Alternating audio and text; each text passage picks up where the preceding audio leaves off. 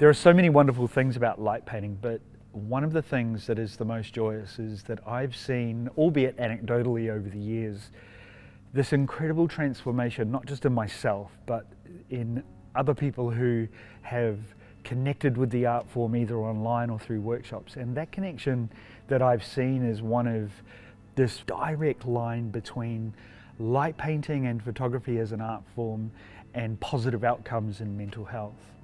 So in 2018, I went to a light painting workshop that Denis was running right at the beginning of his workshop, which it sort of caught me a little bit off guard actually, because he started just talking openly about his mental health and how light painting had made significant improvements to his mental health and in fact changed his life. At the end of the workshop, I went up to him and I said, "Mate, thank you so much for talking about that." And then he disclosed that his dad was a Vietnam veteran, and that really resonated with me. The Voice of Light program is an idea that a mate of mine, Darren, and I came up with on a trip to Hawker in the Flinders Ranges. Paul came to me and said, "Hey, I need to take off, I need to get away." So we packed up and went to the Flinders. Paul had described his experience and his exposures to light painting. And to me, like, I'm not a photographer. It was like, "No worries, mate, let's go and take some photos. I'm happy to help, I'll carry your stuff." And he gave me a quick description as to what was going to happen and what we're doing. And I thought, well, this sounds a little bit arty, probably a bit outside my comfort zone, but worthwhile. I said, I'll try anything once. We created one image where I'm standing in a doorway with a big red light through my chest. And that was exactly how I felt, because I was just discharging from service and I felt on fire inside, and that gave me a really good way to describe how I felt at that time. The amount of laughing that we did the night that I introduced Darren to light painting, just having fun, and then a beautiful idea like the Voice of Light comes out of that one night. When we were going back to the accommodation, Darren looked at me and he goes, "I feel amazing. There's a program in this for veterans and first responders." My father was a Vietnam veteran, and I've always known that he suffered terribly after his service. And so I've always known that there is this relationship between service and service-related mental health issues. After meeting with Paul and Darren, I'm really starting to learn that this is an incredibly serious problem. The numbers and the statistics around serious mental health issues, suicide, trauma, anxiety, PTSD is absolutely through the roof. So when you're in the services, you've got a clear purpose. You know what you're doing pretty much every day of the week. After I left Defence, I couldn't hold a job down. I could barely get a job. It did not resonate. I didn't know what the purpose was.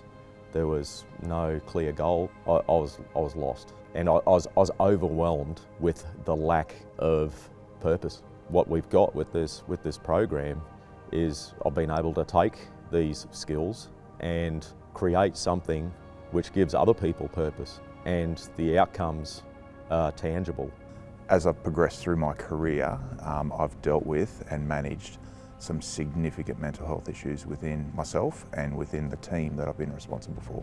The worst case scenario is you have to go and talk to a family about a suicide, and that tears your heart out. To sit in a room with parents, with wives, with family, and tell them that that loved one's not coming home, and trying to find the answers that just aren't there. I've often gone home and said to my wife after those experiences, "When's it my turn? When do I get that deep in the hole that I can't get out?" And that's the only way.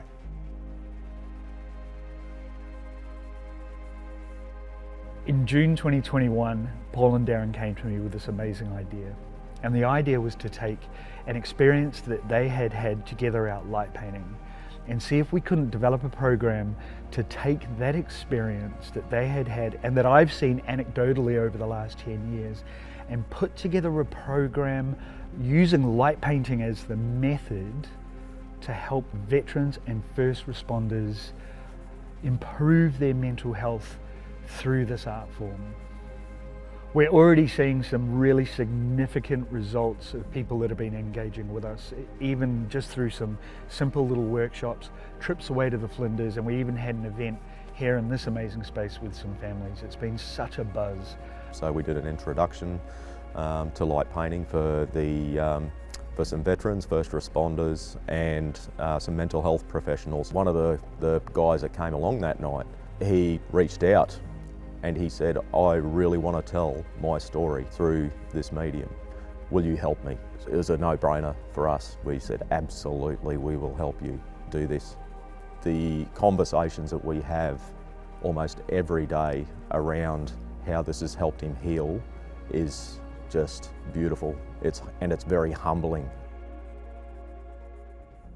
So the beauty of this program, and it's been through our engagement with our other stakeholders, is that this is not just for the veteran and the first responder, this is also for their families, their loved ones, their kids. The connection that we've seen has just been amazing. Guys with their kids struggling to connect, and they've come home, they've bought cameras, they've made their own light painting equipment, and it's got them out and they're creating, and you can't tell me that's not healing. A feature of light painting, you work as a team. When you're creating an image of 4 minutes exposure, there's planning has to happen with that. So you've got to work together, you've got to time things out, and you can't do it in isolation. Yeah, it's so different. It's not like sitting there with a paintbrush and a canvas. You're working together, you're relying on a lot of different things to come together, and when they don't come together, the beautiful thing is you press delete and do it again until you get it right. And we like to get things right. It's in our nature. We don't settle for something that's not done properly. We do it correctly.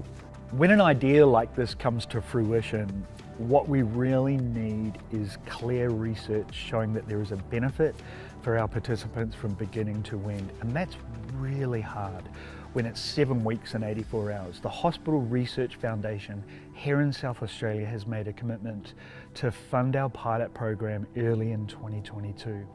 It will allow us an opportunity to run the program, and they will collect the research and provide that study guidance to say, this is a significant opportunity. This is the right program. This is innovative. This is not sitting around a table trying to share your emotions when you're just challenged to use words. This is about getting outdoors. This is about lived experiences. This is about sharing with a community of people that understand silence and the messaging of silence. Using Denis's experience in photography to bring that voice forward and enable someone who can't find those words to stand next to a picture and feel a sense of pride, and then ideally find that comfort to use their voice and talk about the image that they've just created.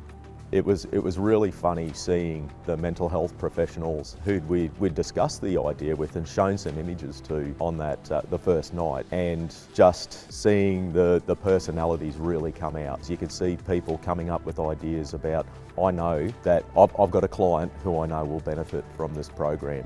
I haven't been able to get them to engage with anything in 10 years, and this could very well be it. So the best outcome for us is if you're watching this video, head over to the website, have a read of some of the stories that are there, have a look at some of the imagery that we've already collected, have a look at a couple of the champion images that are already up there, and try to get a sense of what we're working to achieve as part of this program. We've created a mechanism for you to get on board and become part of our team, become invested in this.